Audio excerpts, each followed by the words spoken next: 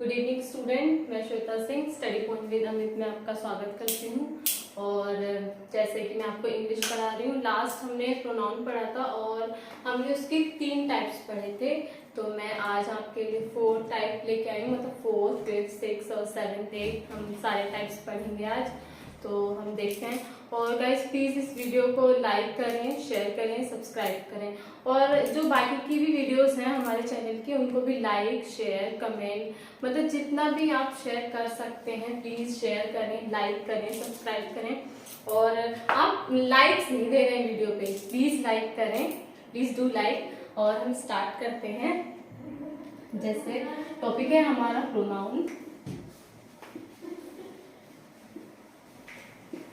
Pronounce और हमारा जो हमने कल 3 प्रकार पढ़े थे, तो हमारा ये 4th होगा। 4th है हमारा डेमोन्स्ट्रेटिव।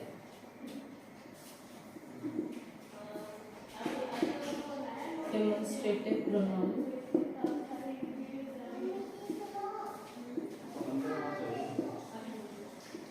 तो डेमोन्स्ट्रेटिव प्रोनाउन गाइस है क्या? To point, to indicate, to show a person और अ थिंग, मतलब किसी भी चीज, व्यक्ति को दर्शाने के लिए, मतलब इंडिकेट करने के लिए हम इस डेमोन्स्ट्रेटिव प्रोनाउन को यूज करते हैं। आप लिख भी लीजिए, मैं लिखवा देती हूँ। To show, to point,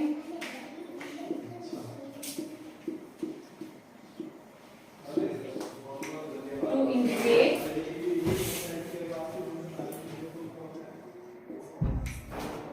to show, to point, to indicate a person or place। हम हिंदी में भी पढ़ेंगे। किसी भी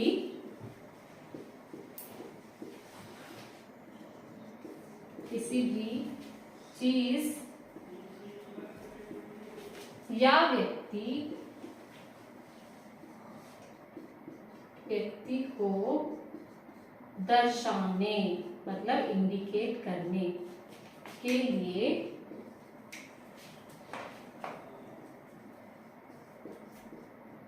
हम इसका उपयोग करते हैं। मतलब एग्जाम्पल जैसे आप समझिए, जैसे कोई आदमी खड़ा है कुछ दूरी पे या बहुत दूर, या हम भविष्य में भी अगर हम कोई बात कर रहे हैं तो हम उसे ऐसे ही इंडिकेट करेंगे कि देखो वो खड़ा है, और वो तब वैसे हुआ था, तब उस साल हम उससे मिले थे, हम वहां गए थे, हम वहां घूमने गए थे। तो ये सब डेमोन्स्ट्रेटिव प्रोनाउन के अंदर ही आएगा। आप इसे या तो आप इसका स्क्रीनशॉट लीजिए, या आप इसको मतलब नोट डाउन कीजिए, या आप इसके नोट्स बनाइए। आप मतलब इसको लिखिए एक बार, फिर मैं आपको आगे इसके एग्जाम्पल बताऊंगी।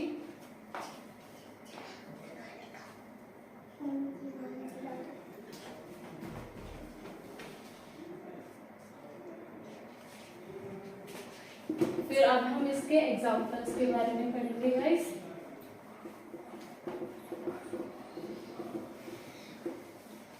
मैं एक बार फिर कह रही हूँ, आप वीडियो को लाइक करें, शेयर करें और सब्सक्राइब करें, ठीक है? और घर में आपके अगर बच्चे छोटे हैं तो प्लीज उनको भी दिखाएं, ये सभी के लिए बहुत यूजफुल होने वाला है और ये आगे के लिए भी यूजफुल रहेगा। तो हम जैसे पढ़ेंगे ये नियर और फार, मतलब पास या दूर, और डिस्टेंस, इन, डिस्टेंस और टाइम, मतलब पास या दूर और समय और दूरी, ये इन सब में डेमोन्स्ट्रेटिव यूज होगा। मतलब अभी आपको क्लियर हो जाएगा और मैं कहना क्या चाह रही हूँ या मैं आपको समझाना क्या चाह रही हूँ वो आपको समझ में आ जाएगा। जैसे आप लिखिए,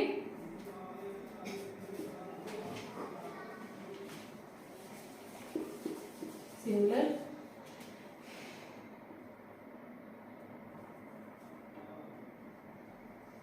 प्लूरल।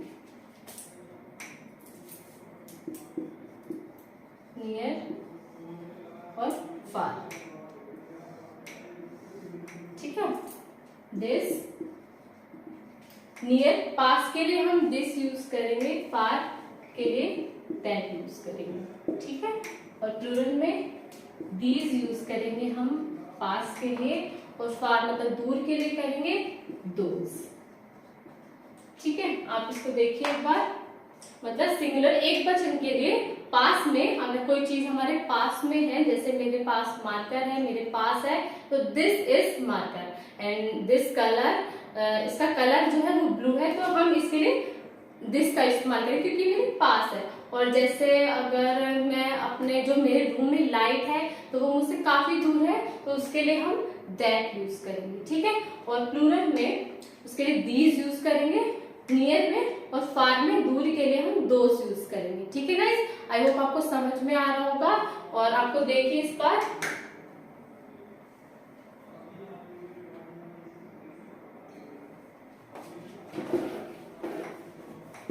अब हम इसके एग्जाम्पल भी बताती हूँ आपको।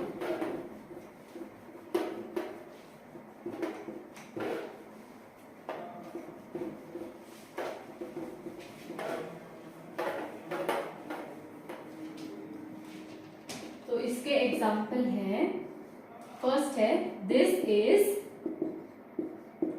नाइस, मतलब यह अच्छा है।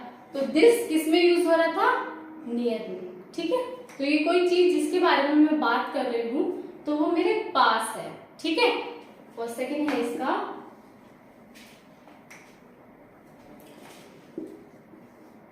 These are good. अब आपको समझ में आ गया होगा दीज किस में यूज हो रहा था, प्लूरल में, प्लूरल में नियर के लिए, ठीक है।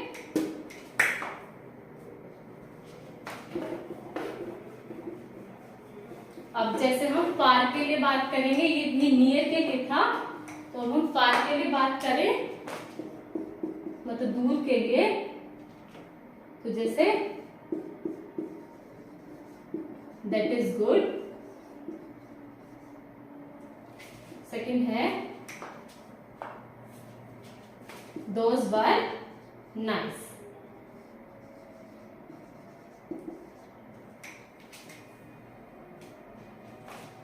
ये फार में है, ठीक है, सिंगुलर प्लूरल।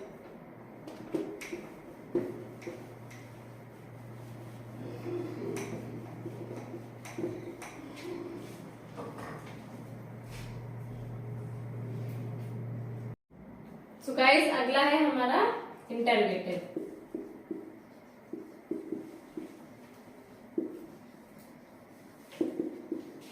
Interrogative pronoun.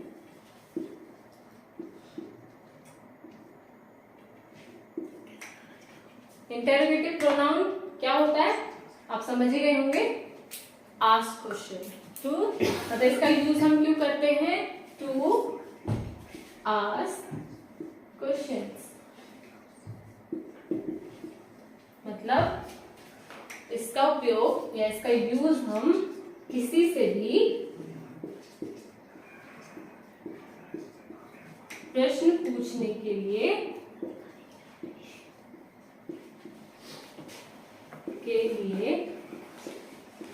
करते हैं। मतलब जैसे मैं पूछूं किसी से कि आपने कितना पढ़ा, आप कहाँ जा रहे हो, आप क्यों जा रहे हो, आपने खाना खाया, आपने किताब पढ़ी, आप कहाँ से हैं, आप कौन से शहर से हैं, तो ये सब किस में आएगा, इंटरोगेटिव प्रोनाउन में। मैं किसी से क्वेश्चन कर रही हूँ, ठीक है। तो इसका है टू आस्क क्वेश्चन, मतलब किसी से प्रश्न पूछने के लिए। अब मैं इसके एग्जाम्पल देखिए, जैसे हु, कौन, व्हाट, क्या, इसके एग्जाम्पल्स हैं whom, किसे, देखिए आप इसे एक और लिख लीजिए, which, कौन सा। इसके एग्जाम्पल्स हैं इंटरोगेटिव प्रोनाउंस के आप या तो स्क्रीनशॉट लीजिए या आप इसे नोट डाउन कीजिए, फिर मैं आपको बताऊंगी।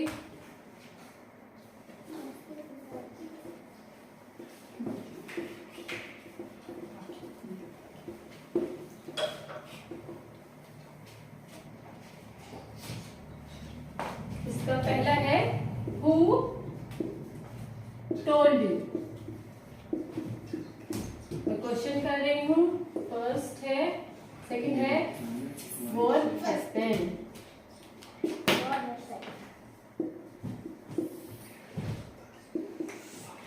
या थर्ड है who are you।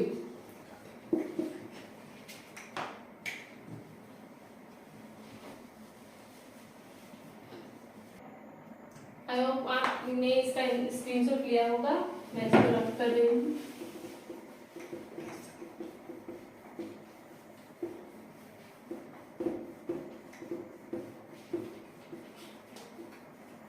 गाइस आप वीडियो को शेयर करना और लाइक करना प्लीज।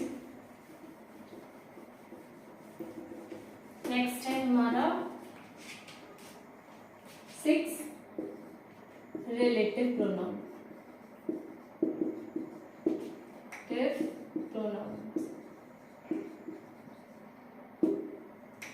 रिलेटिव प्रोनाउन है टू इंट्रोड्यूस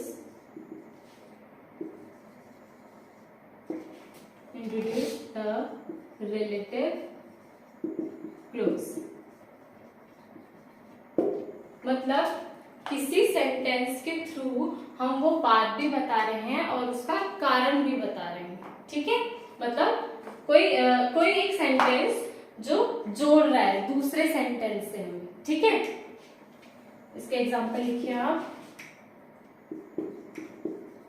हु जो या जिसने, या इसके लिए ये इस्तेमाल करेंगे हम whom जिसे, whose जिसका, that जो, which के लिए भी जो का ही इस्तेमाल करेंगे। ये एग्जांपल्स है इसके।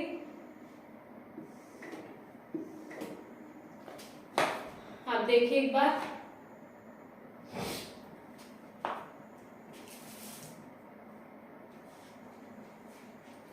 मैं इसको रब कर रही हूँ, इसके एग्जांपल लिखेंगे।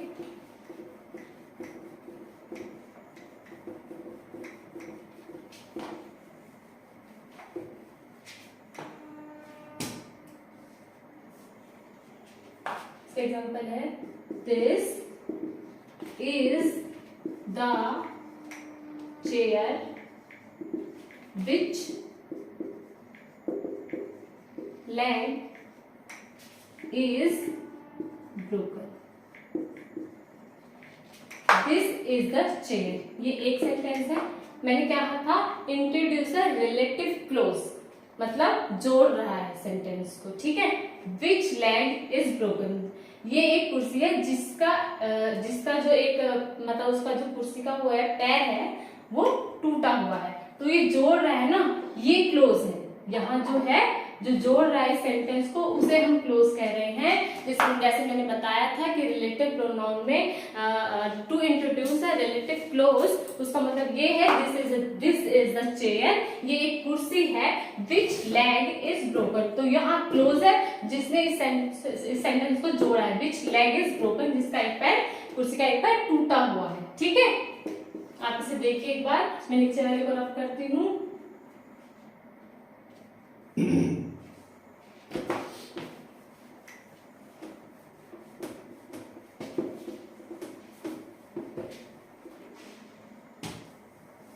सेकंड है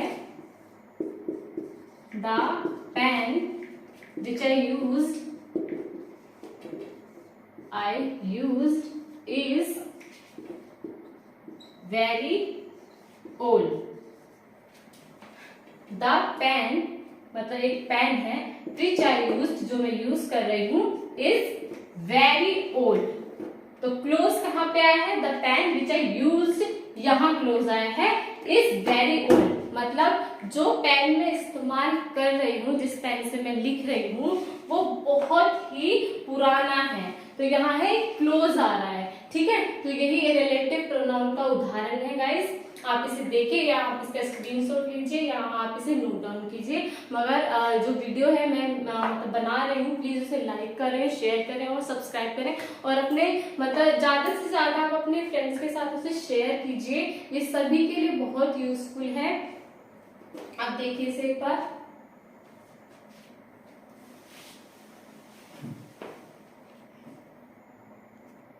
आपने ये लिख लिया होगा, मैं इसे रब कर देती हूँ। अब हम बात करेंगे 7th, जो कि है इंडेफिनिट प्रोनाउन।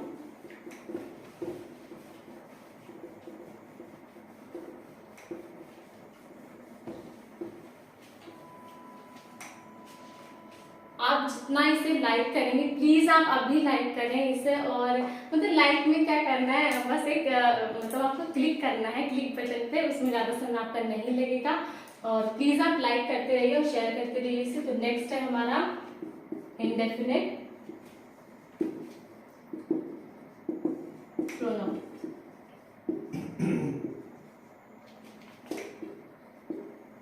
मतलब अनिश्चित सर्वनाम, कोई भी एक सिंगल या कोई भी किसी स्पेसिफिक पर्सन, थिंग या किसी एक के बारे में हम बात नहीं करते हैं इसमें। जैसे to refer, sorry, does not refer to any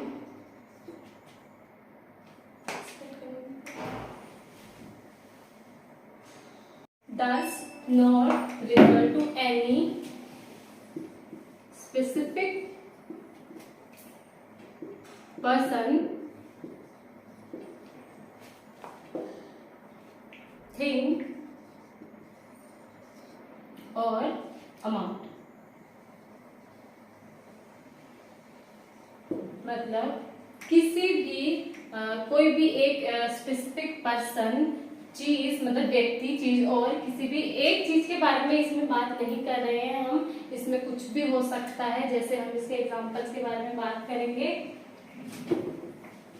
आप इसे नोट डाउन कीजिए या आप इसका स्क्रीनशॉट लीजिए।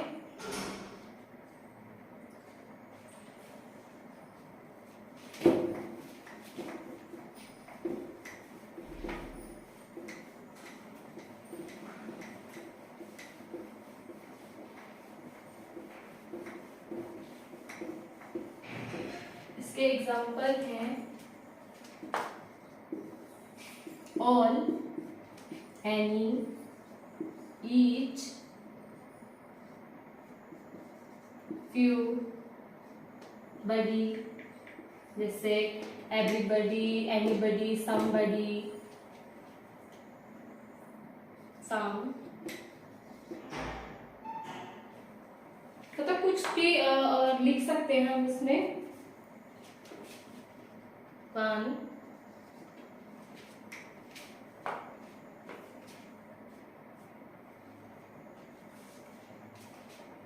इसके एग्जाम्पल आप इसका स्क्रीनशॉट लीजिए।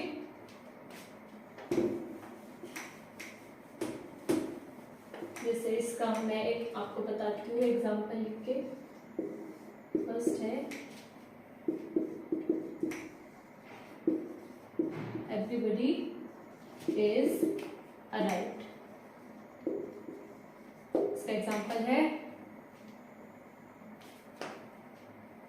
सेकेंड है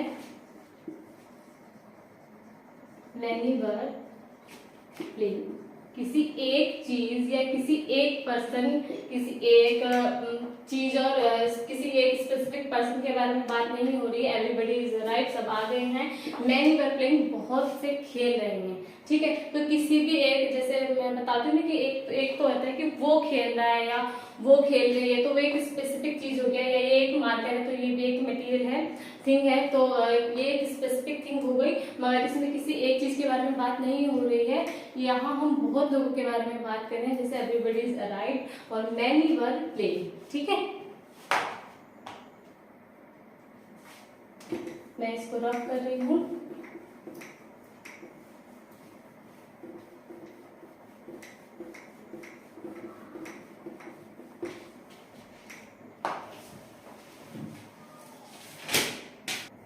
गाइस हम लास्ट प्रोनाउन पे पहुंच चुके हैं। लास्ट है हमारा नंबर 8 है रेसिप्रोकल प्रोनाउन। इसमें क्या होता है? एक्सप्रेसेस म्यूचुअल एक्शन, मतलब पारस्परिक क्रिया। मतलब कोई दो जन जैसे ए और बी है, सेम काम कर रहे हो, सेम चीज कोई कर रहा है, तो वो एक्सप्रेस म्यूचुअल एक्शन है, पारस्परिक क्रिया है। इसका आप डेफिनेशन लिखेंगे, व्हेन ईच ऑफ टू और more subject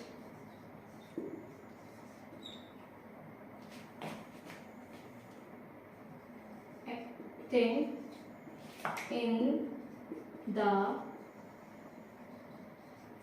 same way towards other। मतलब When each of two or more subject, मतलब कोई एक या दो से जो सब्जेक्ट है ए और बी हमारे, जैसे हम एज्यूम करो ए और बी हमारे दोनों ही सब्जेक्ट है, मगर जो दोनों हम जो एक्शन मतलब क्रिया हो रही है वो दोनों ही सेम कर रहे हैं। मतलब कोई जो दो काम कर रहे हैं वो जन, वो सेम ही काम हो रहा है, मतलब जो क्रिया हो रही है वो एक ही हो रही है, मगर उससे कर दो जन रहे हैं। When each of two or more subject action in the same way towards the other. ठीक है, जैसे इसका एग्जांपल है, A is playing with B and B is playing with A. मतलब ए जो है वो बी के साथ खेल रहा है और बी जो है वो ए के साथ खेल रहा है, मतलब क्रिया एक ही हो रही है और जन दो हैं और काम क्या हो रहा है, वो खेल रहे हैं। तो खेलना एक ही काम कर रहे हैं, मगर उसमें जो पार्टिसिपेट है, जो दोनों ने भाग लिया है, वो दो जन है। ठीक है, ए हो गया और हमारा बी हो गया। मैं आपको यही समझाने की कोशिश कर रही थी, व्हेन ईच ऑफ टू और more subject action in the same way towards the other. ठीक है, जैसे एग्जांपल है, A is playing with B, मतलब जो ए है वो बी के साथ खेल रहा है, and B is playing with A, और जो बी है वो ए के साथ खेल रहा है। ठीक है, इसका मैं आपको एक और एग्जांपल बताती हूँ। मतलब आप पहले ये जान लीजिए कि यूज किस में होगा, सिर्फ ईच अदर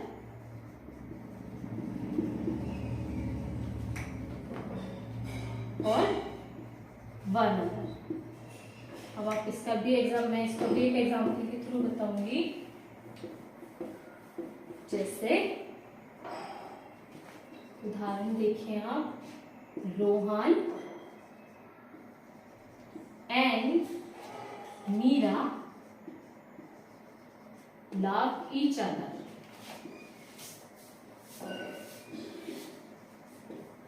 ठीक है, जो हमारा रेसिप्रोकल प्रोनाउन है वो ईच अदर और वन अदर में आएगा, और जो इसका एग्जांपल है, Rohan and Meera love each other.